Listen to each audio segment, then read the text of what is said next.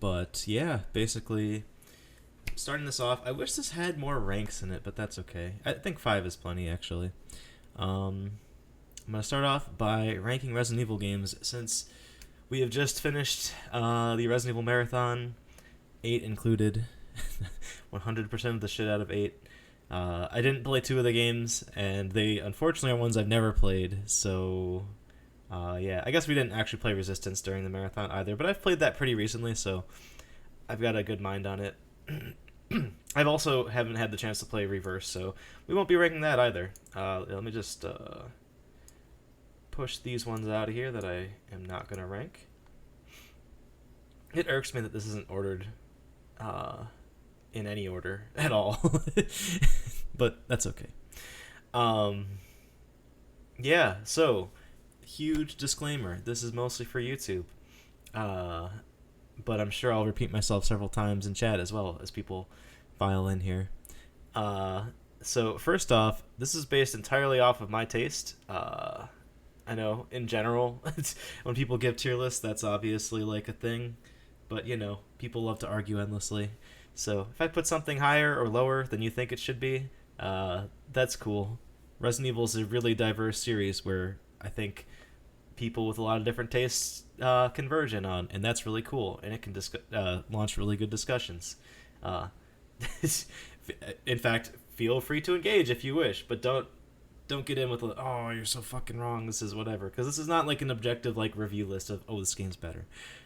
Personally, I know my favorite Resident Evil game that I'm going to put in here, I know it's not the best one, like objectively I can admit that, but yeah, this is all based around how much I like them, and I'll try to give a good enough description as to why I feel the way I do about each one as I rank them.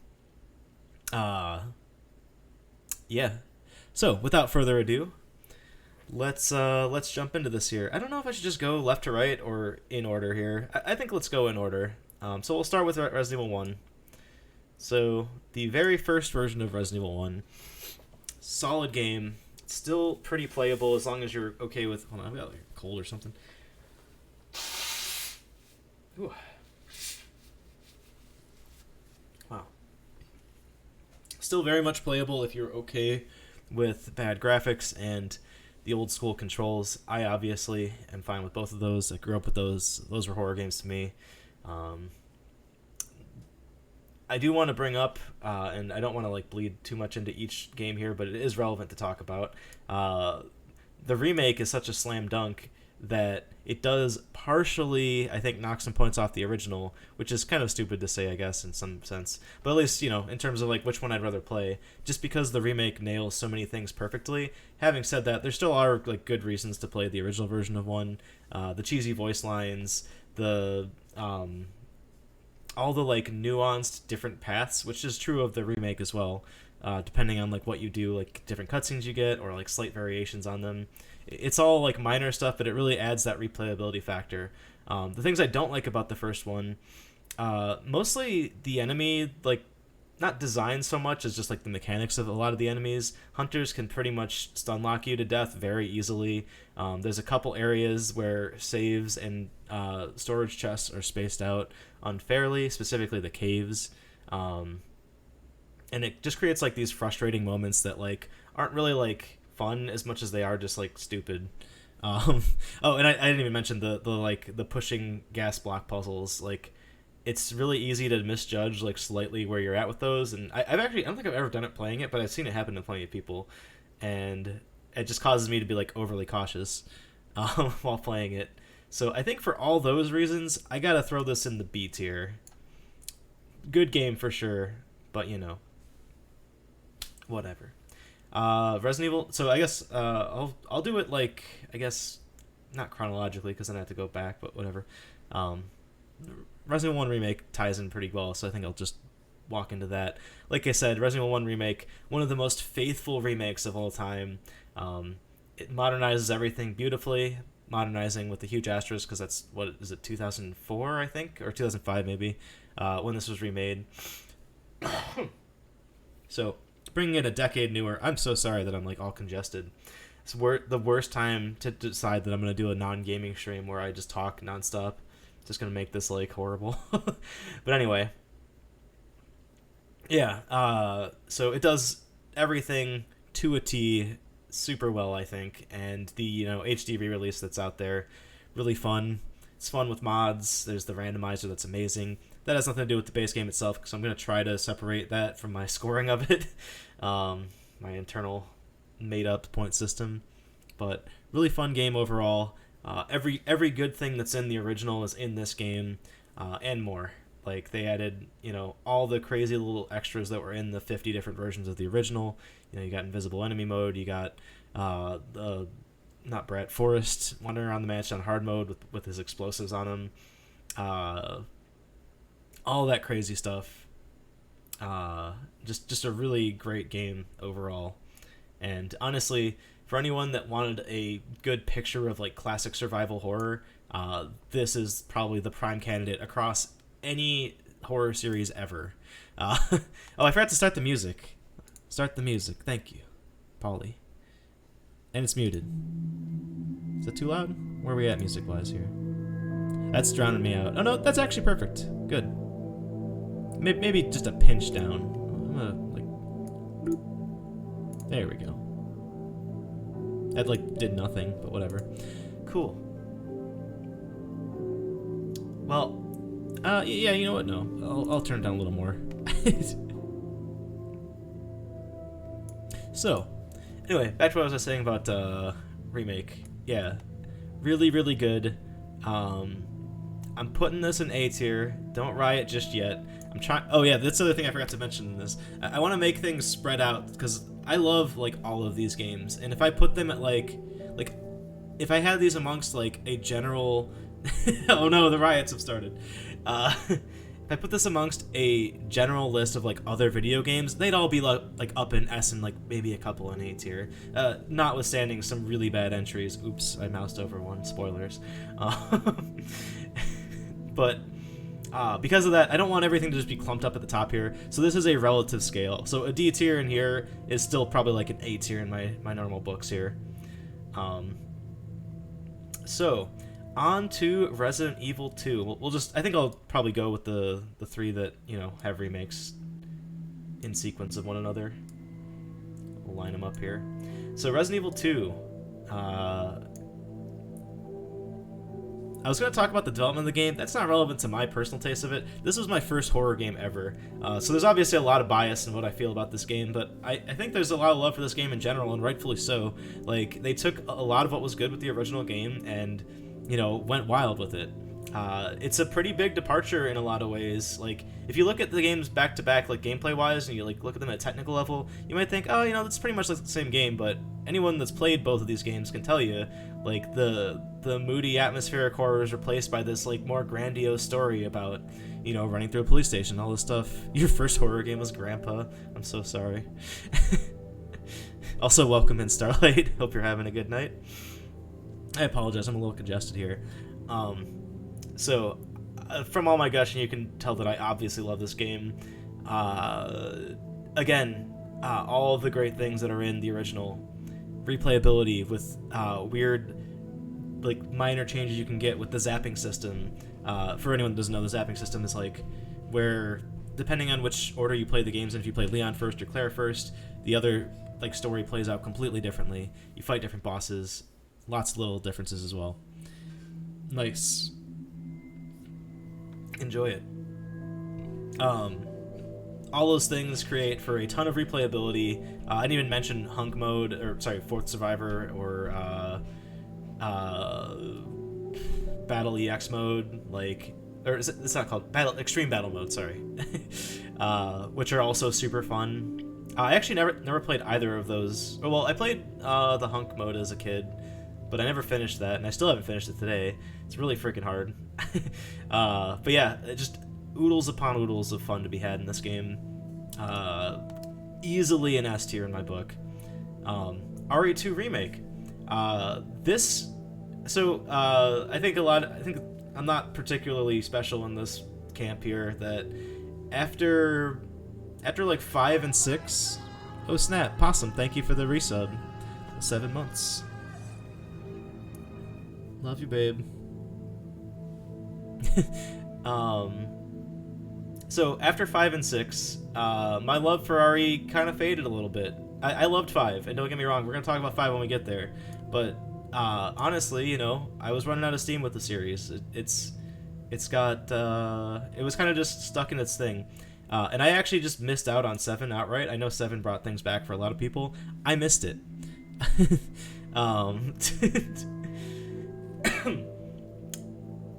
And when 2 Remake was coming out, I was like, oh man, I love 2.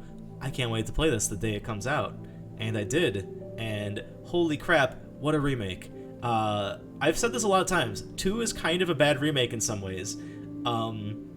It misses a lot of the great things that are in the original version of 2, and you're left with something completely different. Having said that, what they leave you with is just as meaty and new and fresh on top of everything that it makes for an amazing modern survival horror game.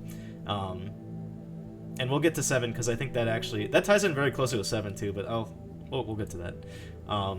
Like, this is just an absolutely like astounding video game, and it, in addition to all the nice things I've said about these last 3 in here, this is accessible. So if you're having someone that like maybe hasn't played a tank control game, or is like, you know, not as old as me, I guess, or didn't grow up with this stuff, or just didn't play horror games when they were a kid, like, this game is really easy to slip into, and I think that's true of all of the RE Engine games, even 7.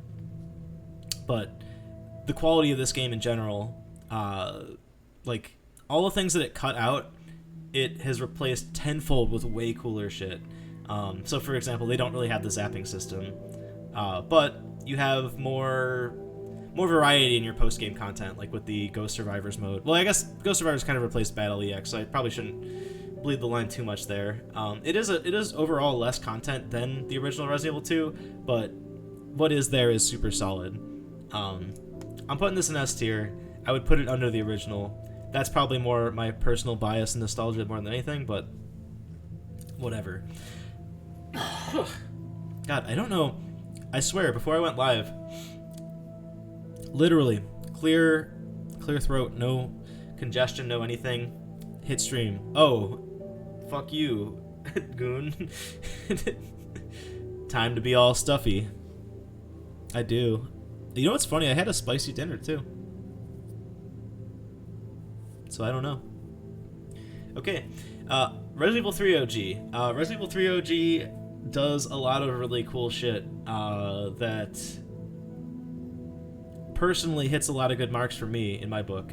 The choice system in the game, you know, it lets you have a very different experience player to player, and most importantly, none of the choices really will affect your gameplay in a negative sense. So we're going to get into this later on.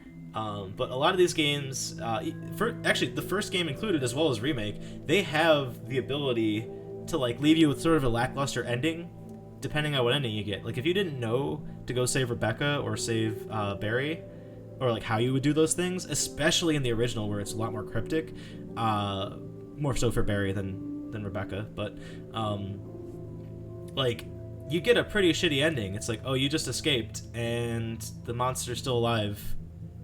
Oh well, I guess I did nothing. Or if you don't save Chris or Jill, respectively. This game has all that and a bag of chips. All the endings are awesome. Any path you take in the game is freaking great. There's a cameo by Barry at the end, and just all around, like, the choices you make expand beyond the simple cutscene, like, you know, flashing screen things. You can decide, do I want to fight Nemesis here and potentially get a cool attachment, but spend a lot of my ammo doing it. And you can do that at many different points in the game. The game's also incredibly random, so things that you don't even choose will give you a different experience. For example, you can get hunters or zombies in a particular room in the hospital during Carlos' segment. It's really freaking cool. For that, it easily also belongs in the S tier. I'm actually not sure whether to put it above or below 2 Remake. I'm gonna put it below 2 Remake because I didn't talk about the negatives. The negatives, it's short. That's undeniably true. Speaking of short, we're about to get to the next one. So those replayability things really like help it, because if those weren't there, I think people would criticize this game a lot more than they do. But it's a great game, and I love it more and more every time I play it. This is one I only played once as a kid. Like, I just finished it and that was it. It's solid.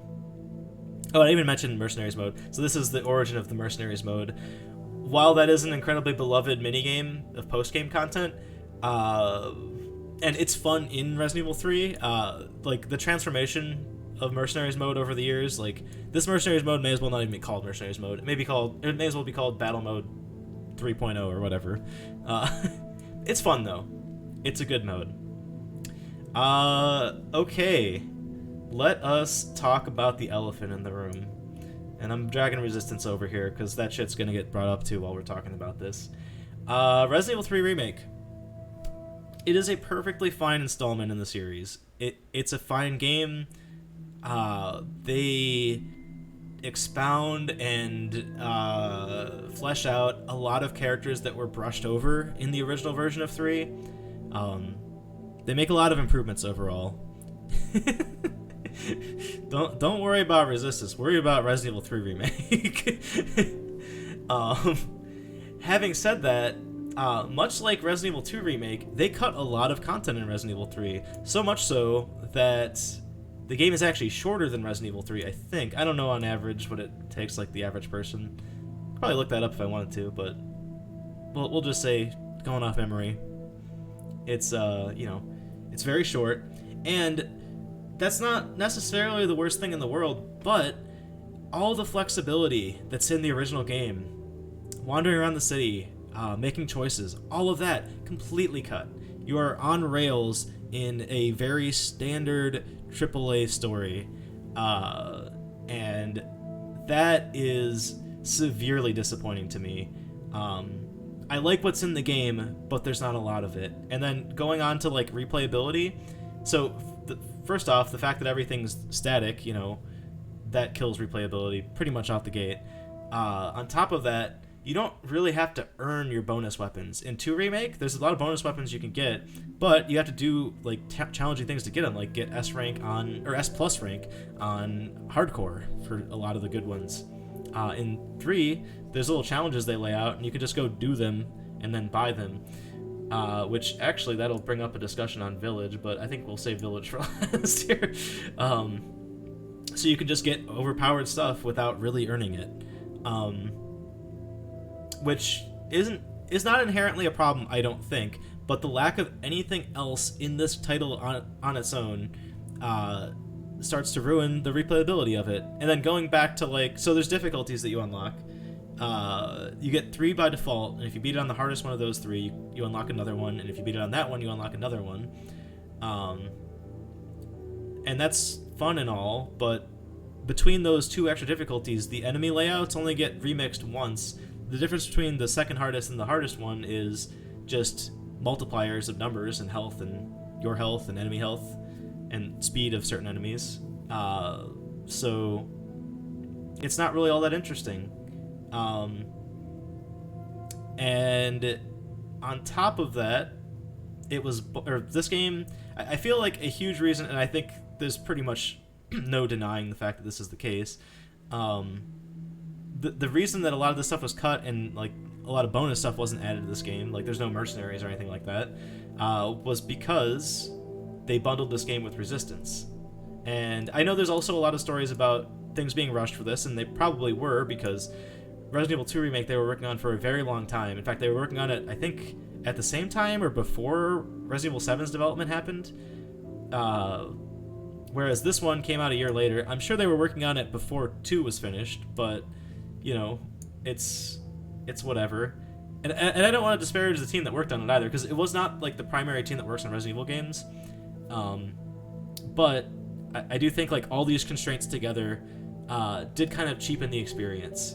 For all these reasons, I'm throwing this in the B tier. And I'm going to put it below Resident Evil 1. I might actually change my mind about this. I might almost want to demote it to C. Resistance. So Resistance, for anyone that's never touched this, is basically the multiplayer mode that they bundled with Resident Evil 3 Remake.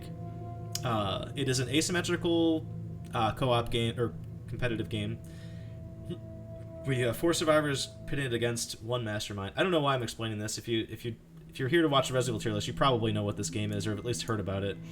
I think Capcom wanted to, justify the price of a full-priced game with 3 Remake by bundling this game with it because they didn't think this game would sell on its own, and they're probably right. Nobody asked for this weird-ass game. People probably wanted Mercenaries more than anything, or, something at least more cooperative if they were going to be multiplayer. Having said that, I like this game. I think it's like fucking weird and kind of interesting. It's horribly imbalanced, but it's hard to balance a game like this. But overall, it's pretty fun to play. The people want Clock Tower. Yeah, they did want their Clock Tower. So you can point to individual things that were missing from Resident Evil 3 Remake. For me, the things that killed it for me was just like the fact that there's no real puzzles in it, and just the general like lack of replayability. If you gave me like choices or made the city segment longer and then like the other segments, the more scripted segments, shorter, I would have been pleased. It was great.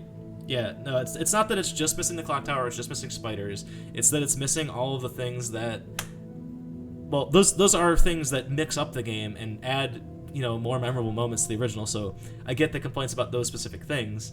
If they had added something in their place, I think it would be acceptable. But they didn't. Anyway, as for Resistance, obviously I have some hatred towards it because it took away from extra content in Resident Evil 3 Remake. So I mentioned the Ghost Survivors mode in Resident Evil 2 Remake. That came out after the game was released, I think 6 months after. There were no updates made to Resident Evil 3 Remake.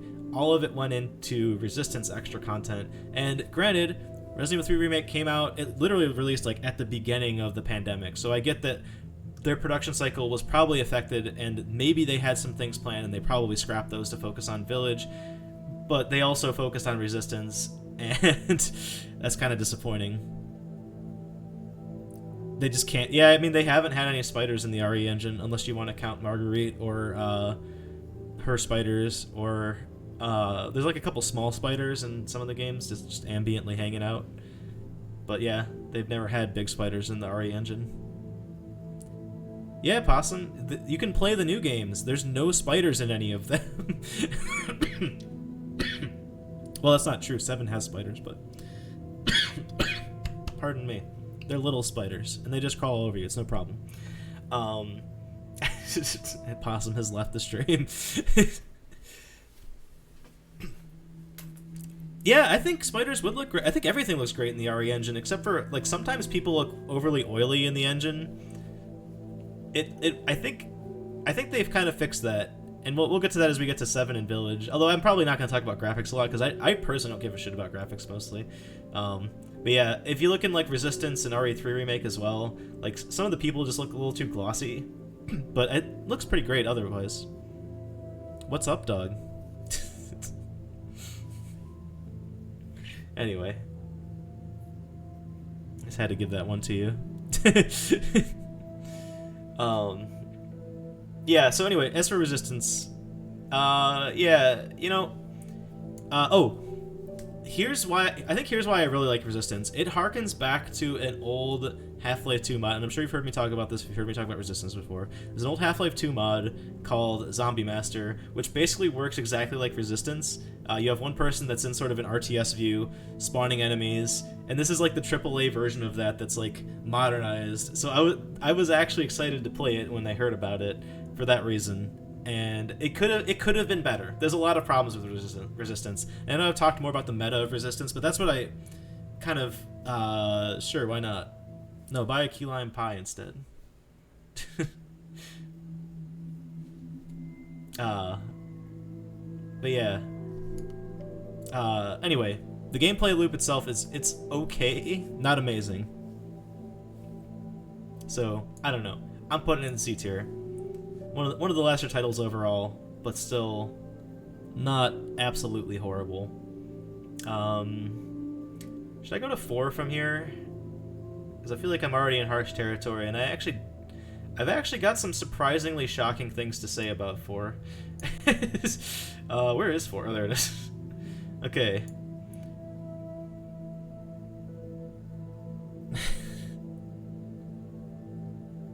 Oh, nice. So, Resident Evil 4. Oh, I also didn't mention this either. With original version of 3 and original version of 2, both of those were they're departures from the original. Like, this series as a whole is very transformative. Like, they are constantly innovating, and I think that's awesome, and I think it creates some great things in the series. It also creates some crap. We'll get into that. Resident Evil 4 is not part of that crap, but it does even induce baggage on good titles in the series, in my opinion. So, Resident Evil 4, we've got a even larger departure. You know, it's ironic because people think of this game as the much more free-flowing one, and it is because you can aim. Like, you can aim at different parts of an enemy, finally. But at the same time, it still has tank controls. So that's kind of one funny thing looking back, because people are like, oh my god, the controls are so much better than the old ones. I remember the hype being there when this game came out. All my friends were talking about that. Resident Evil 4 is an incredibly fun game to play, but playing it through this recent time here, I've actually lost some of the glamour on it for me. And it's not in a way where I think like a remake would help it. I think... Well, one, I think the game is too long, which is not necessarily a problem in and of itself, but, like, parts are not even padded, but they're just not fun, where you have a fun engine. Like, pretty much all of the island is just annoying, brain-dead, like, shoot-'em-up territory, where you have all this crazy shit flying at you. And it's not even the fact that it goes over the top, because I love when Resident Evil gets ridiculous and goes over the top. But... It's just like, it's like sensory overload. Like, the game is not equipped, or does not equip you to deal with like those kind of situations, whereas like the village is like the perfect fucking start to the game and one of the best parts of the game. There's good stuff on the island. I don't want to like say, oh, the island's all terrible. Hey, what's up, Chicken Salad? Yeah, we're doing a tier list, and this is the end of the Resident Evil marathon. So then I'm playing Bloodborne. Not tonight, tomorrow. Nice, good stuff. Yeah, so it's a whole thing. Oh, yeah, oh, hold on. I haven't enabled that yet, because I was going to finish the list first. But, there is the drawing thing, but I'm going to make a cheaper one in a second here. Actually, I'm probably just going to edit that one and make it cheaper. And edit the description as well. Because, yeah, we're going to do really cheap drawings. I think I'm going to make them 500 points. That seems good, right? Yeah, 500 seems fine. I also need to remove the, like, limit per stream. Do you not have, like, 500 points even? God damn. No cooking streams. Never. Alright, I'm getting derailed here. So Resident Evil 4. I think the engine of the game itself and a lot of the mechanics in the game as it stands are incredibly fun. Oh no, you wasted all your points. But the game itself, like replaying it every time, there's just sections where I'm just like, I don't want to do this. And it, like, even if I power through it, it feels less fun than it should have been, if that makes any sense. So, I don't know. I don't want to call this like a bad game, but part of it, honestly, for me, like, it's a bit, it's fallen. It's fallen a bit. And I think I almost have to throw it... where does it belong? You know what? It doesn't belong in the C tier. I'm going to put it at the bottom of the B tier.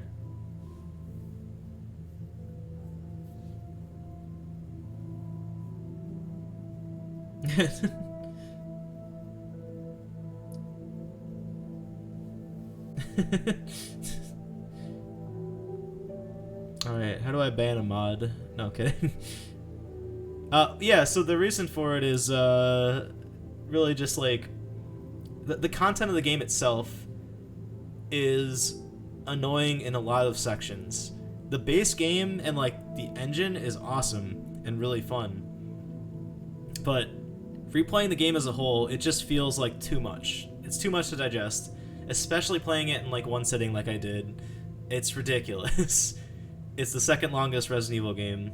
And even after having beaten it like 60 times, it still takes me forever to get through it. That's not why I'm putting it in B tier, but it does make those moments that are lackluster just hurt all the more when you're trying to power through the whole thing at once. That's maybe not a great reason to like put it in B tier, but counterpoint to that, there's no like chapter select, so I have to like make saves if I want to play the good parts, which is true for any of these other ones, but all these other entries have, you know, pretty well like evenly distributed quality throughout the game. RE4 broke your heart? My rating of it, or RE4 in general? So let's get into like insane territory now. RE5. Actually, yeah. You know what? I'm just gonna come back for all the spin-offs. We'll go through the main line right now, and then jump back for all these other side ones, because the discussion's gonna go off the fucking rails when I get to these ones. So RE5. RE5 is probably, yeah. In a lot of ways, RE5 is worse than Resident Evil 4. Oh, I didn't even mention the thing I hate the most about Resident Evil 4. This is an incredible nitpick, so it doesn't really like factor that much one way or another. All the notes are fucking stupid. It's like, all the notes are like a super thinly veiled tutorial of like, oh, we were developing this thing. And, you know, then we, here's how you beat it, basically, is every note. Or like, oh, we set this trap for Leon. Like, and I wrote a memo about it and left it here in the room right before where we set the trap. Like, it's fucking brain dead. And I wanted to bring that up, not so much as to where I place RE4 on my list, but talking about RE5. So, for the first time in probably ever, I read all the notes in RE5 when we were playing it. And holy fuck, some of those are so goddamn long in detail, and what's in there is pretty interesting. But Starlight, who played this game with me in the recent stream here, like, can attest, they take forever to read. Like, there's just page after page, and like, I think those are like generally kind of bad notes. I harp on this for like Alone in the Dark for the same thing, but yeah, it's just like they just keep going.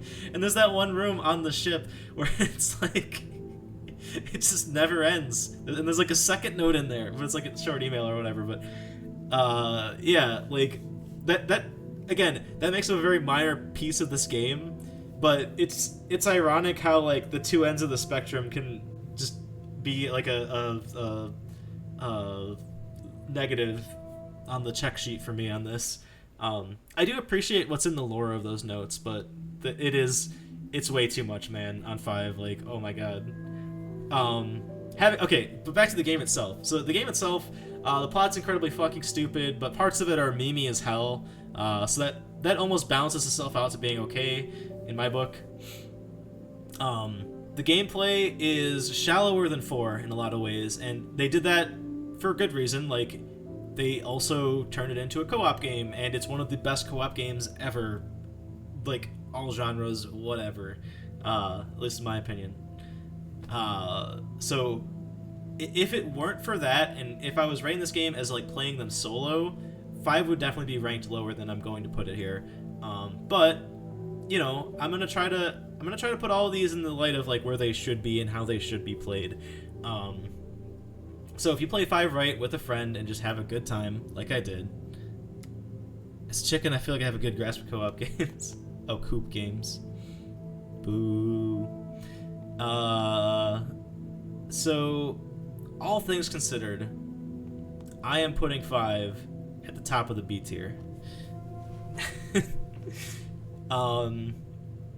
Now, onto the colloquial punching bag of the series. Top is the right. Is that weird for anybody? Should I reverse it? Would it help you guys if I, like, flip these real quick? Because I always do it where the top is on the right, but I don't know. I don't watch any, like, I've never seen anyone do a tier list. Oh.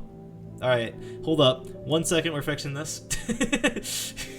You do have a point, because you read left to right, so that makes sense. Alright, there, fixed. Cool, yeah. So top is now on the left. Because, yeah, top, you read top to bottom, left to right. I'm making an order, yeah. I mean, sometimes I don't do that, but for these games I can do it. Yeah. Okay, so yeah, Resident Evil 6. the game that everybody loves to hate. I like this game, and I'm not ashamed to say it. So, let me talk about all the things I like in a Resident Evil game. Number one, well, I guess the co-op it's a plus, but it's like not a thing I look for in a Resident Evil game. But the co-op is definitely fun in this game, just like 5. Like, you put co-op in a game, it automatically, I think, pretty much automatically makes it better, unless it like has some craziness to it. 2, ridiculousness. This game has so many like ridiculous moments in it. Fucking Jake Wesker fist fighting the Nemesis figure in the game at the end of his story. It's amazing. Chris has a few amazing moments too, where he like rips like a body part out of this giant monster. And honestly, yeah, even like Leon crashes a fucking plane at one point. Like, this game is insane, and that is the double-edged sword of this game, in that it is very alien to the concept of Resident Evil games up until that point. They went full action movie thing to the point where it's an action movie with monsters. It is still a Resident Evil game. It is all closely tied in with the lore of Resident Evil games. And it has even a few story beats that are very reminiscent of other Resident Evil games, and a lot of like, fan service. Like, there is fan service out the wazoo. You have Chris and Leon like fighting each other, and like their giant muscles like bulging against one another. Leon chasing fake Ada, like crazy shit. It's fun, but at the same time, a lot of things I just said about Resident Evil 4, of like the too much, too fast, etc., etc. This game is overwhelming at parts, and there's actually a lot of parts in this game that suck.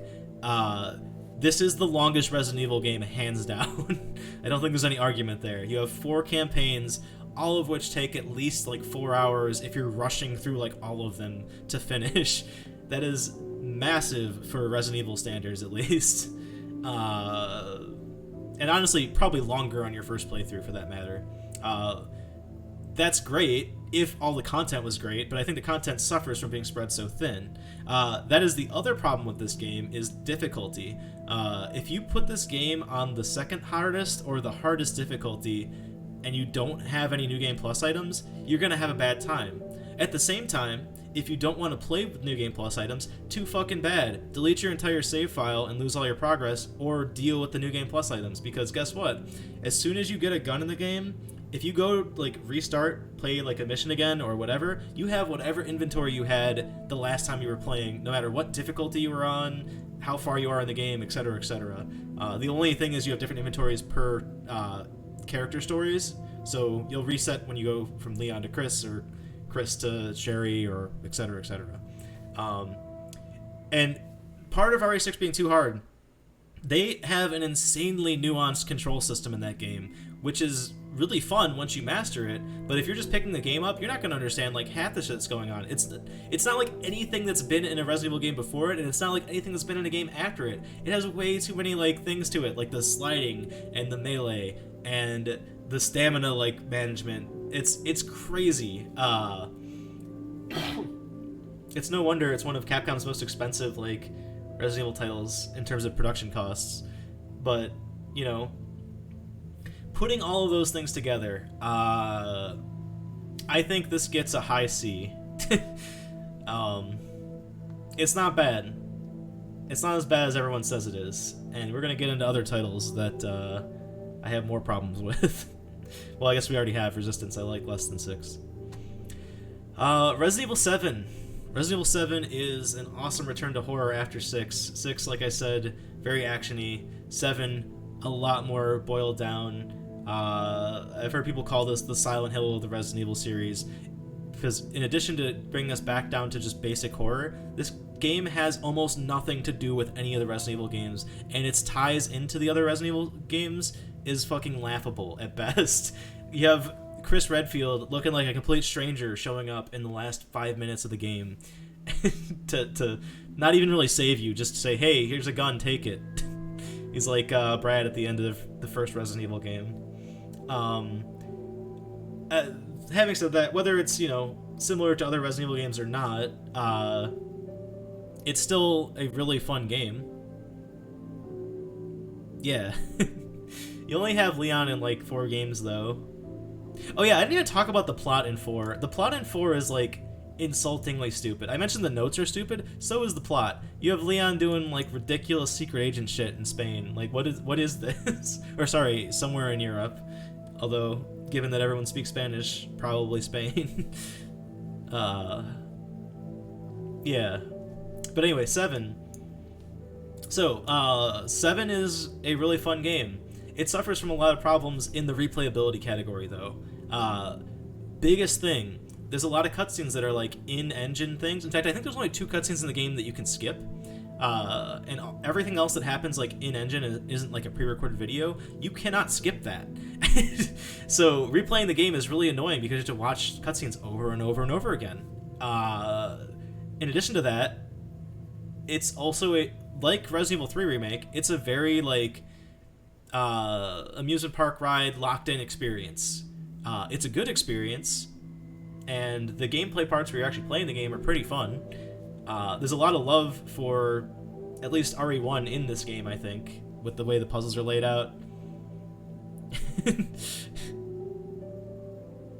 Oh god, I'll take a look. It's Lady D, it's very related. Alright then. I keep losing my train of thought, which is making this take like 10 times longer. Big surprise. But the real problems I have, even more so than that, with Resident Evil 7 is there's a section of the game that's really bad. It's the ship, and I brought it up while we were playing. Not only is the ship a bad section of the game, but you have to effectively play it twice every time you play the game. Because in the game, there's a really neat little feature they have of VHS tapes where you get to see someone going through a thing, and you use it to solve a puzzle in one part, you use it to see what happened to Mia in another part. You can see what happened to the people, some of the like side characters that show up in the DLC. But the best part is they are all optional, and in addition to being optional, if you go into them and decide, oh, I don't need to do this or I don't want to do this, you can just exit them anytime. Except for the VHS tape on the ship, which forces you to do the ship segment essentially twice. It's very different the 2 times you go through it because it's pre-syncing and then, post-syncing. But given that there's a like horrible lack of enemy variety in the game, you basically have like 4 different enemies. You have the claw molded, the normal molded, the fat molded, and the crawling molded. And then you have your bosses, which the bosses are great, but there's only a couple of them. Like, that lack of variety, and the fact that all of those things are molded and they look very similar, it really makes the ship just even more disappointing, because it comes at the end, or almost the end at least, and that drags the game down a lot. But that would probably almost make me put it, no, not in D tier. It would probably almost make me put it in C tier. However, this game has possibly the best DLC out of like any game I've ever played. I showed off a little bit of it. I wish I could have played through all of it to show you guys. Every single piece of DLC is nearly like complete gold. In fact, my favorite moments in the game are in the DLC, story included. Jack Baker going around as like a fist fighting uncle trying to save his niece. Sorry, I got distracted by the comment there. Chat got me. It's sweet. It's amazing. Like Saw-like poker with Clancy. Like, it has such a wide range of stuff. And then there's like the ridiculous. It's almost like Mercenaries like prototype where you're feeding Jack for Jack's 55th birthday.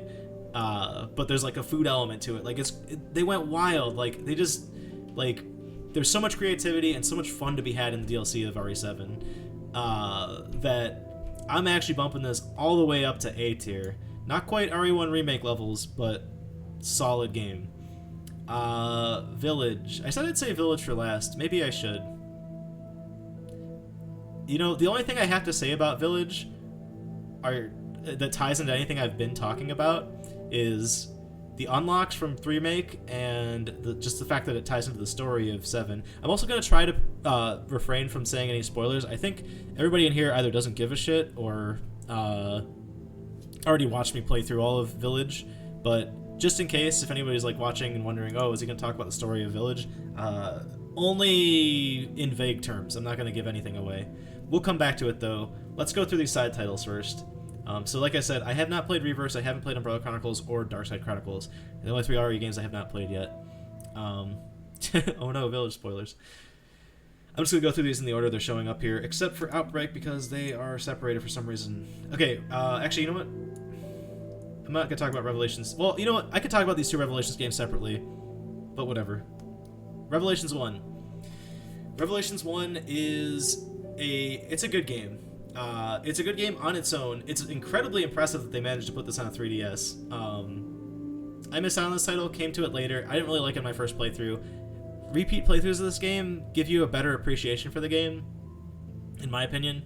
But there's a lot of tedious shit to it. The Genesis system of scanning all that stuff is kind of annoying.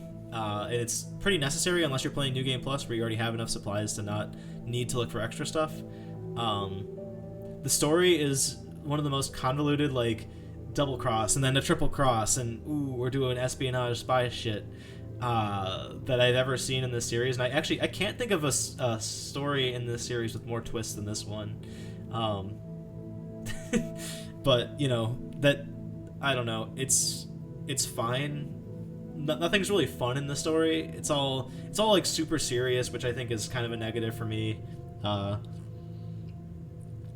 Mainly because a lot of the cool things that they do with setups for like the BSAA and characters that they could have brought back, they don't do fuck all with any of it. So yeah, until we see some of the things pop up, there may have been a reference to it at the end of Village, but I'm not going to talk about that. And it's not confirmed anyway, so it doesn't even matter. But yeah, definitely throwing this straight in the middle of the C tier. Totally fine game. Does it? It might deserve to be above 6. I don't know. Oh, I didn't mention replayability. Oh yeah, replayability. The main story, like I said, it's a little better each time you play it, but there's really not too much variation. The main replayability is in the raid mode, like extra mode, which is really fun, and you know. Oh yeah, actually, so raid mode's cool because you can play it with a friend, and it's basically the entire game minus the cutscenes and scripted shit. But you can't play the main game with a friend, even though pretty much every single chapter you're with another character, and it would have been like, maybe not easy, but it would have been a good idea to have multiplayer. I don't know if it just wasn't feasible on the 3DS or even a wise thing to do, but they didn't do it, unfortunately. So Revelations 2, that is actually a good segue into Revelations 2. Revelations 2 has very little to do with Revelations 1, aside from the fact that they both have raid mode, and I don't think any other Resident Evil game has raid mode since that one. How much time do we have left on this? Okay, we got 20 minutes left on this song. Then I need to find a new one. So they added multiplayer to all modes of Resident Evil Revelations 2, except I think the DLC you can't do multiplayer, but that doesn't really matter. Unfortunately, they shot themselves straight in the foot again. If you're not playing in raid mode, player 2 is basically on like little brother controls duty. Like, you have a melee attack as each of those characters, but it's pretty weak comparatively. Playing half the game, player 2 would be Moira, who has a phobia of guns related to an incident she had as a child, and in the other half of the game, you're playing as a little girl who can't wield weapons, but she can throw bricks. So it works from a story level, but it's like, okay, well, why did you even put in multiplayer at this point? This one might as well have not had multiplayer and then just throw multiplayer into Revelations 1. But that talks more about the features in the game than anything. The game itself, pretty solid. The story is simple but endearing. It's actually like the opposite of Revelations 1. Revelations 1 has these like crazy twists that would affect so many different things in the world of Resident Evil if they were actually carried out to their logical conclusion. This is just about Claire and Barry's daughter and Barry, and then I guess Natalia as well, who's a new character. And it's very well executed in my opinion. My throat is getting so dry. Give me 1 second. Sorry, guys.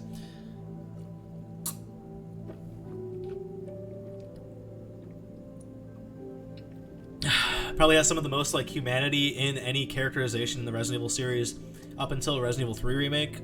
And yeah, like it's a good plot. It's simple but good. That being said, the gameplay itself it's pretty hit or miss. There's parts where it's awesome, and then there's parts where it's just kind of tedious, and that ebbs and flows with different sections of the game. It never gets terrible, but I think upon repeat playthroughs, certain sections are kind of annoying. They do have like kind of they bring back the zapping system almost, which I didn't really show off. I guess I kind of mentioned it while I was playing the game, where like you do one thing at one part of the game and then it'll affect something as the other character plays it, because it cuts between 2 time periods like 6 months apart,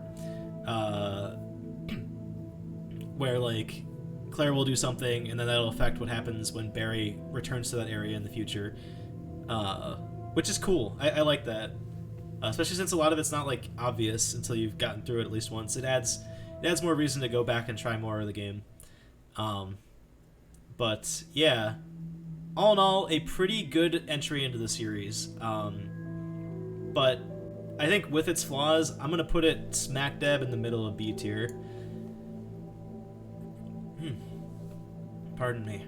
Mercenaries 3DS. This is Resident Evil 5 Mercenaries. Oh, I didn't even talk about Mercenaries in 4 and 5. That is part of the reason why they are where they are. 5 would definitely be lower down without Mercenaries and all the extra stuff. 4 would also probably... 4 would probably stay where it's at. But yeah, the Mercenaries and Resident Evil 5, amazing. It's great in 4, and I think they like just improved on it in 5, especially just having a second person there. Like, it's really goddamn fun, challenging, etc., etc. Someone made a comment last stream, am I a mercenary for my profession? Because I was like just like tearing apart villages Mercenaries Mode, and I'm like, no, I've just played a shit ton of Mercenaries in 4 and 5 because holy fuck, it's fun to play those. Yeah. And Mercenaries 3DS, it's literally just Mercenaries on the go. Resident Evil 5 Mercenaries on the go. You can't go wrong with it, but at the same time, it's just Mercenaries and it's nothing else. So, for me, I'm not like, out on the town with my 3DS out, whipping it out, like, oh, I could really go for Mercenaries right now. Let me pull that shit out. Especially in 2021, where I'm not even, leaving the house unless I have to for anything. It's very impractical. And the controls are obviously inferior to the ones that are on these other entries in the series here. But, I think for what it is, I can't really fault it. It's really good. So I'm gonna toss it at the bottom of the B tier. Again, really tight focus as far as content goes, but they execute well. And the only cardinal sin in this game is that there is dialogue that says you'll get yourself a nice bonus, but the announcer does not say it. And also the announcer is not the voice actor who does Josh Stone in 5. Sadly, it's someone else. Although I think it's one of the other support guys during the main story of 5, like they got that guy. Anyway. Oh boy, Outbreak. Okay. You guys know this. I've said it a million times. I fucking love Resident Evil Outbreak. Co-op Resident Evil, super fun. I've already covered that. These two games are based around the concept of a cooperative, old-school style Resident Evil game.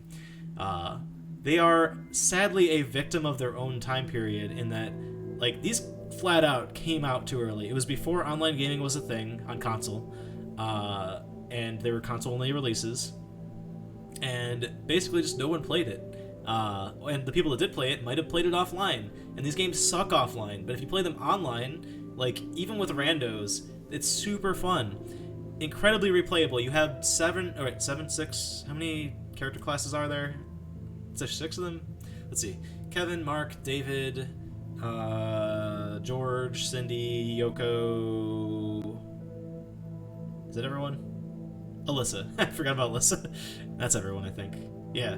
So you have that many, like, different, like, not D&D style character classes, but, effectively, like, different classes you can play through each level as. They all have their own unique cutscenes, and you can see more about their character. Certain characters have special cutscenes in certain missions. That's more so a thing in the second one than the first one. And then, like, all of them have their own different endings, too, that are just, jam-packed on the game's disc. I think this game would be this game in the new engine would be fucking incredible. It wouldn't play anything like the old one, but a remake of this where they were true to the amount of content stacked in this game would be so good. The only thing that sucks is if it got remade today. One of the things that's funny about this game, and this was an intentional design choice, you can go look that up in interviews. There's no voice chat in the game, and voice chat, wasn't really common back then anyway, so it kind of makes sense. But they also said, design-wise, they didn't want players to be able to directly communicate with each other to increase the sense of terror as you're surviving everything. So you have these ad-libs where you can say basic things like, go, wait, come here, help. And then you can say names or like request like a specific item for someone's inventory. And a lot of them are so fucking memey that it's amazing. It's right up my alley. I love spamming the voice lines online. It's so fun. And people just spamming stuff. And it's locational as well. So like if you're 5 rooms away from someone, you're not gonna hear them yell help. But if you're like in the next room over you'll hear a faint yell for help, or maybe someone spamming some nonsense. It's wonderful. I love Outbreak. And I always talk about this game as though it's like one game, and that is actually one weakness of the sequel, I think. The sequel is better overall. They made minor improvements to the AI, to balancing the skills out that each character has, and the levels in general are, I think, just better. Like, in the first game, there's 5 scenarios in both games. The first scenario is it's a really good level, but it's a horrible start to the game. Thematically, not so much. Thematically, it's a great start to the game, but it has pressure on you immediately. And as a first level where you're still figuring out how to even play the fucking game, it's terrible because like there's zombies breaking down the door in the room you're in. If they get in, you're probably gonna die. And then beyond that, they keep chasing you. So like as you start escaping more and more, like it's pretty much not till halfway through the level where you can finally breathe for a second and look around and check things. It's a really bad way to like start the game out, in my opinion. But it's also a really fun scenario when you know what you're doing. And then what's the second level? The second level is below freezing point. Solid level. But you're just running through Resident Evil 2's area. It's obviously beloved by a lot of people for that reason. Third level, the hospital. The hospital is cool and has some cool ideas. I think in practice, the Leechman becomes more annoying than scary. Like when you're trying to put in codes. Like the puzzles should be more simple in that one. There was a part I didn't want to look up the code, and I'm like looking at my documents and trying to like suss them out. And I had to hide in a locker just so I could fucking read the documents. Now, normally, if I was playing online, I could have someone distract the Leechman, maybe, but, I was playing that offline, which is suboptimal, admittedly. But, yeah, like, so there's sprinkles of that all throughout every campaign in Resident Evil 1, or Outbreak 1. And then Outbreak 2, I think, is all in all, is pretty good. Nice Necro Eclipse. Are you pumped for the next Capcom sale that will inevitably happen?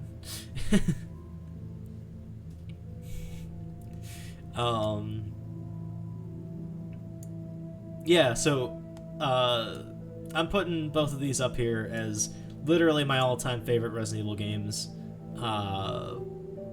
Be warned if you're like, oh, Goon really likes these, I should go check them out. Try your best to get this working online. It's a huge pain in the ass. But you can do it with an emulator or with a Japanese PS2 and some modding. Yeah, luckily, I mean, Capcom's pretty good about putting their stuff on sale. Like, it happens pretty frequently. Yeah, so that's Outbreak. Like I said, not an objective review of these things. This is very much personal. Because I will be the first to admit, I already listed some of the shortcomings of these games, and I'm not blind. These are not the best Resident Evil games, but if you play them just right and have similar experiences I did, it was Michelle. Nice. They can be a very, very fun time.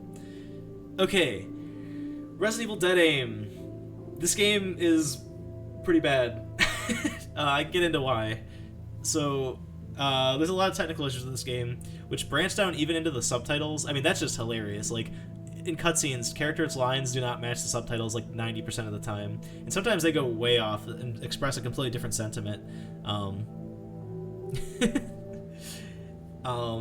The controls are weird. You have a combined first-person light gun type gameplay with a third-person like survival horror type thing. The game looks fine-ish. The characters in this game are all fucking bizarre. I don't know. They're not bizarre. They're really generic. And it's like, I don't know. People call it bootleg Leon and Ada. I think that's an insult to Leon and Ada. These people are so bland that they may as well just be, I don't know. I was gonna say tofu, but I meant that in the sense that the character Tofu has no detail in his character model. But having said that, I have like really horrid memories of playing this for the first time I played it, like as a kid. But when I played it this month, I actually had some fun with it. There's some schlocky fun to it, but even so, like I said, I'm putting this on a relative scale so that not everything just ends up B tier and above. I have to put this in D tier. It's just not a good enough game to put anywhere else. Yeah, cardboard. There we go. Cardboard cutouts, basically. Oh, good. We have like a bunch in a row that I absolutely loathe. Resident Evil 0. Okay, Resident Evil 0 is probably the second best looking Resident Evil game. Maybe not. Maybe it's like the fourth best. It does unmistakably look really good, and it has some really good puzzles in it. But having said that, the balance in the game is garbage. It starts off really good. The train is really fucking cool. Other parts of the game are nice too, but like even some of the puzzles are like just annoying. Like the box puzzle, like it takes way too long to solve, whether you've done it already or not. And then the difficulty of the game is bananas. You have hunters, which can be annoying in very specific cases where they can kind of stun lock you. You have the leechmen, which cost way too many resources to take out even on normal mode. And then you have the eliminators, which are like the monkey enemies. The eliminators are basically just hunters that are smaller and thus harder to hit, and they have more health, and I believe they also do more damage. if I'm mistaken about that, please correct me. And they're faster too. Like it's just, not only do they like eliminate the need for hunters in that game, I think they look cool visually. Like I think a lot of things in that game look really fucking cool, but between them and the Leechman, it's so fucking annoying to play the game that I never want to go play it. Like it's only if I'm doing a thing like where I was like, okay, well, it's part of the marathon, we'll play it for the marathon. Beyond that, I don't have much of a desire to play this game like ever again. It is a classical RE game. I don't know where I'd put it. I think I have to put it above Dead Aim, but I'm trying to think if I should put it in the C tier or the D tier. You know what? I will put it in the C tier, because the story is at least halfway decent, even if Capcom fucked up following up with it in Remake, but that's more of a problem with Remake than it is with Zero. The fact that they give Rebecca this backstory and then immediately just make her like a damsel in distress again, just like in the original version of 1. But yeah, bottom of the C tier. Not my cup of tea. Now, a game I will put in the D tier easily. I don't even need to fucking talk about this. This is the bottom of the D tier. Gun Survivor 2. Actually, I should probably talk about Survivor first. Whatever. I'll talk about Gun Survivor 2. They're different enough that it doesn't matter. I have a copy of Gun Survivor. Oh, it was on my desk. It's not anymore. It's over here now in my shelf. This game, it probably is okay in an arcade setting. It's very arcadey, and playing it in any game mode, including like the dungeon crawling mode. The dungeon crawling mode is the best mode in this game.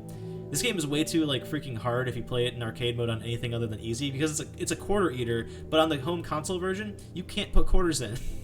So you're just fucked. So you have to play it on like very easy and then just barely scrape by at the end. And then it has like dungeon crawling mode, which is admittedly like a lot more lax and like more balanced difficulty wise, but it's just an endless like labyrinth. It's like playing the fucking Windows 95 screensaver with guns. It's a real snoozer. and especially later levels in it. I know I played the clock tower level, but I did not play the other ones, which I had played previously. The first time I played this game, I thought, oh, I was expecting this to be like the worst thing ever. Surprisingly, it wasn't. It is, though. This is actually like a bad game. Avoid it at all costs, in my opinion. Speaking of horrible games that you should never play, Umbrella Corps. Umbrella Corps is a giant piece of shit. I talked about Outbreak not being a good game to play offline. This game really is not a good game to play offline. It takes what is already an incredibly vapid and shallow multiplayer game loop and then forces you to just fight against NPCs that are too tanky and with like too little health. You actually die in 2 hits from any enemy in this game. So once you get to later areas in the game, things will 2-hit you straight up. Having said that, while I've never streamed it, I have actually played this game online with people before, and it's halfway like mediocre. Like it's not as terrible as single player is by any margin. It's brain dead PvP generic cover based shooter. And for that, I'm gonna put it just a smidge above Gun Survivor 2. Operation Raccoon City. Man, I'm glad we're just getting all these out of the way right now. So much like Umbrella Corps, much like Outbreak, the song ended. One second, let me find a new one. You know what? This is a good song for what we're talking about right now. Yeah. Much like those other entries in the series, it's meant to be played with friends, and I have played it with friends on this channel. Hello, Starlight. It's not god awful. It's very shallow and fun to run through, but it doesn't have a lot going for it. And oh man, this game wants to be edgy so hard. Like, so I mentioned this was like a cover-based shooter ripoff. This is legitimately, Capcom said, oh hey, you know what Resident Evil should be like? It should be like Gears of War, because we want to make a co-op Resident Evil. We're gonna do this. Terrible idea. I don't know. And oh yeah, I mentioned this while I was playing it. This game has a lot of fan service in it, and it fucks it up every single time. There's so many things that should be cool. Even the dumbass like ending where you can kill Leon. Like, first of all, that's ludicrous that they put that in there. But beyond that, they don't even make it cool. Like, it's oh shit, that was not a long version of it. Here, we'll play this, I guess. RE7. This is a mix, by the way. Yeah, yeah, I gotta put this at the top of D tier. It's not god awful, but it definitely does not rank very highly amongst these other amazing video games. Code Veronica. So Code Veronica used to be my favorite Resident Evil game. It's still up there very highly, but having been personally burned by a lot of the bullshit. So I was talking before, Resident Evil 3 Original, one of the things it does like amazingly well is it offers you a lot of like alternate approaches to many situations, and most of them, in fact, I don't think I've ever been like soft locked in that game. But yeah, you're really unlikely to be like fully truly soft locked in Resident Evil 3 Original, but at the same time you can experience things differently. Code Veronica takes a similar approach where it allows you to come at certain problems differently. It doesn't have the choice system that 3 does, but there's a lot of branching like decisions you can make and like places you can go first versus another place. But really all it does is actually pad the gameplay time. If, for example, if you go into the training facility before you go up to the mansion to grab like a certain key item, you'll scour through the entire facility, realize, oh, I'm missing this one key, have to go back, and there's like a long distance between these two things. And there's no door skip for this game either. Go look around other areas where you don't know exactly where you're going if you're playing a blind playthrough, only to find, okay, here's the one item I needed in the mansion. Okay, now I can go back. And you may ping pong between those areas if you don't really know what you're doing. As soon as you find like a key area, like, oh, I remember that, let me immediately go to the other area. Or the reverse, scour around a certain area when you already have everything you need to move on to the next one. which those are minor problems which just inflate your playtime. There are massive problems in addition to those. For example, you can straight up miss the grenade launcher, which will completely make the end game a lot harder because you'll have like less of an arsenal. You can miss the lockpick, which will give you less explosive rounds for the bow, which are incredibly powerful. Like, they're insanely overpowered. If you don't have like all of those, the game is inherently just harder. But even worse than that, there's a segment where you switch between Claire and Chris, and then you switch back. And when you switch back, you think, okay, well, Claire's the main character. I've been playing as her most of the game. Clearly, we're about to switch back to her because I'm about to go rescue her. I should go dump all these items because I noticed when I switched from Claire to Chris, whatever Claire was holding is still with her, and whatever Chris is holding is with him. Or, sorry, is in his inventory, and then they share a box. If you do that, when you switch to Claire briefly, after saving her, it will leave you with basically nothing as Chris to fight a boss that instantly kills you if they touch you. And you can literally softlock yourself. And depending on, where you last saved, you may have to start the entire game over if you didn't keep like a separate save before you made that bad decision. Or you may have to go hours back if you didn't save in a while. Those are undeniably really bad like decisions design-wise. And then the flip side of that can happen too. If you gear Chris up because you know that that's coming, you may forget, oh, I can't bank these items after this, or, like, after a certain point, and then you may lose them when you need them for Claire. So you're really just stuck. And there's also, there's, like, one boss fight, too, that's just complete nonsense, where you have to just run from them, but unless you're a speedrunner, you're likely to get hit by him 2 to 3 times, and he puts you in danger with a single hit. So if you're in like low yellow caution, he can one-shot you. You'll just straight up die. It's really bad design. So those problems aside, it's another really long Resident Evil with okay, you can screw yourself over those parts, but if you do them right, it's really fun to play, and the game is in general really fun to play. But I think that's why this entry is really divisive between people, and why some people love it, some people hate it. It all probably depends on what your experience has been in playing it. Lastly, replayability. So I mentioned there's no like choices or like things other than just playing less optimally. You could choose to go to the wrong areas if you want. And on top of that, there is a Battle EX mode, but it sucks. It's not really that fun. And it unlocks like shit. Nothing interesting. It's way too easy is the problem with it. So I used to say this was my favorite, but you know what? I gotta move it down to the top of the A tier. Residual Survivor. Much like Dead Aim, I used to hate this game a lot. Replaying it this month, I've actually come to see the charm in a lot of the rough edges of this game. It's a very silly entry. It's most certainly not the best.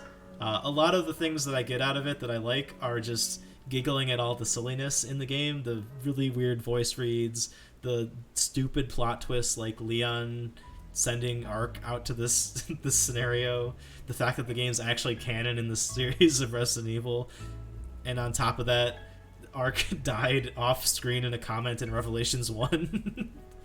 Like, all of it just I'm laughing now genuinely just thinking about all that. Like, it's funny. It's a very funny game. It's very short. The choice system, you get a couple more hours out of it, but really all it gives you is a little bit different scenery. You don't get all that much different stuff. There's like different pistols you get and a couple other weapons you can find in one area but not another. But in the long haul, the replayability is pretty low on this one. But it's an okay game. I'm actually going to put it right below... No, you know what? It's not... I can't put it above Revelations. That's just an insult. Middle of C tier. Okay. 2 more to go. So, a reminder, I have not played Reverse, and I also haven't played Umbrella Chronicles or Darkside Chronicles. I wonder if there's any date on Reverse yet. Let me look. I don't think there is, though. Oh, that's a classic one. Yeah, it went from saying available 2021 to saying this item is not yet available. That's not a good sign. So, Gaiden. Yeah. Gaiden is the best Resident Evil game they could have made on the Game Boy Color. That's not true. But it is. It kind of is. I don't know. The main problem with Gaiden is the soundtrack. If it had more songs, and if the songs that were there weren't ear grating, it would probably be okay. You'd still have the sound channel problem where like the zombie sounds had to interrupt the song. But what is there, I think it's acceptable for the year that it came out. Having said that, I fucking hate playing Gaiden. It is like miserable to play through, honestly. Yeah, and talk about soft locks. This game, you could soft lock yourself super easily if you've never played it before. Ammo is incredibly scarce in this game, and it's not really clear on like where ammo is in terms of pickups. And on top of that, say you find ammo for a gun, but you don't have that gun yet. You can't pick up that ammo, which is complete bullshit. That must be like some programming limitation or something. But yeah, all these things all together, I'm gonna put it below Dead Aim, but above Umbrella Corps. No, you know what? I'd rather play Umbrella Corps than Gaiden, but I would rather play Gaiden than Gun Survivor 2. Okay, so that probably brings us to the last one here, and what you guys probably want to know what I think of Village. I said this, you know, it's been a week and a half now. I think I've let my thoughts permeate pretty well on it. Village is an incredibly solid entry into the series. Much like 7 and much like 4, this game mixes up. It's appropriate to say that because it's a mix of 7 and 4, honestly. Like, this game mixes up Resident Evil in so many weird-ass fucking ways that I love. Problems I have with the game, Chris and just generally, like, Resident Evil universe stuff are not in it enough. Like, those are some of the more interesting, like, plot things of what's going on. Like, oh, the BSA is here. And that's our setup for Resident Evil 9, I guess. I hope they don't just let that string along to nothing or fizzle out into nothing. Chris too strong. I mean, it doesn't need to just be Chris. I'm just saying, like, they bring up all these things. Like, go one way or the other. Like, either keep on this crazy road where you're just like, we're focusing on the Winters now. We don't care about other Resident Evil characters. Because this is very much a sequel to 7. Wherein a lot of the other titles kind of discard anything that happened in the previous one. Especially in the numbered, like, entries. The mainline entries, I mean. But, yeah, like, I was so thoroughly pleased with Village in a lot of ways. Like, I had high expectations for it, and all of them were pretty much met. Problems I have with the game, like I said, yeah, like, plot-wise, it's weird, where they have this blend of, like, oh, we're tying this into, like, Resident Evil stuff, but at the same time, we're not. I did like the plot overall. Not that the plot has, like, very little bearing on where I rank all of these, honestly, because personally, the storyline in Resident Evil is not, like, super important to me. But you can have moments like Resident Evil 3 Remake, where you have strong character moments that are really good, and Revelations 2 does this as well. It's weird that they ended up next to each other. Like, that are legitimately, like, good and well written and stuff like that. But it has nothing to do necessarily with, like, the plot as a whole or the, like, canon or anything like that in the series. But yeah, Village. Oh yeah, one thing, I don't know how to say this without spoiling anything, because I said I didn't want to say spoilers for this, but one of the twists to the story, I'll just say, that you get near the end of the game, felt forced in unnecessarily, and specifically has to do with tying in the events of this game into the rest of the series, which is probably enough detail for anyone that knows what happened in the game without spoiling anything for anyone else. So I have a lot of problems with the way that was presented. It's just, like, stupid and unnecessary. But overall, I think, like, the arc of the characters throughout the game, you know, you got Ethan, you got Chris, what they're doing is cool, and I was engaged through all of it, which is nice. The gameplay itself is phenomenal. Probably the best gameplay on this engine. The only rival I could even think of is Resident Evil 2 Remake, but I think it even beats that out. The replayability is great. There's you know, all the different modes. I have issues sort of with some of the modes, but Mercenaries is super fun to play as well. They took a very different take on what Mercenaries should be, or not should be, what Mercenaries is. Is this from? Yeah, this is from. Oh, I didn't even bring that up when I was talking about Code Veronica. Code Veronica has some of the best fucking music, and here's one of them. Yeah. It probably has, you know, my favorite soundtrack in the whole series. Oh, hey, look.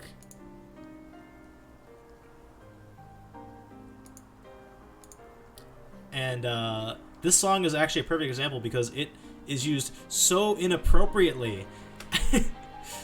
They play the song after Steve tries to kiss Claire while she's sleeping. It's so fucking creepy. It's not when you play this song. You play the song when Steve dies, which they do also.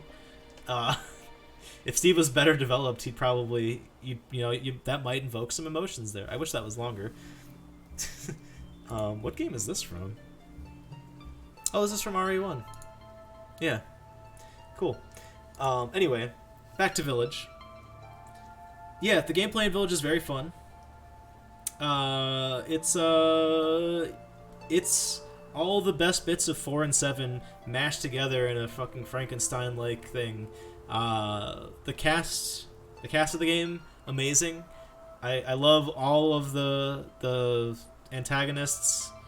You know my favorite one, Mr. Nikolai. But yeah, no. Oh, one thing that I am actually astonished by is Capcom did a really good job at not spoiling every fucking thing about the game. They made it seem like the castle and the village were going to be like most of the game, and without spoiling anything else, there's a lot more to the game than that. There are parts of the game that are a little rushed, and I said this during, I don't know if it was during my last stream or my last pre-recorded thing, but something that's up there on YouTube. Certain areas you can tell, there's just not as much care put into them. But what's there is still solid, it's just weaker than other areas of the game.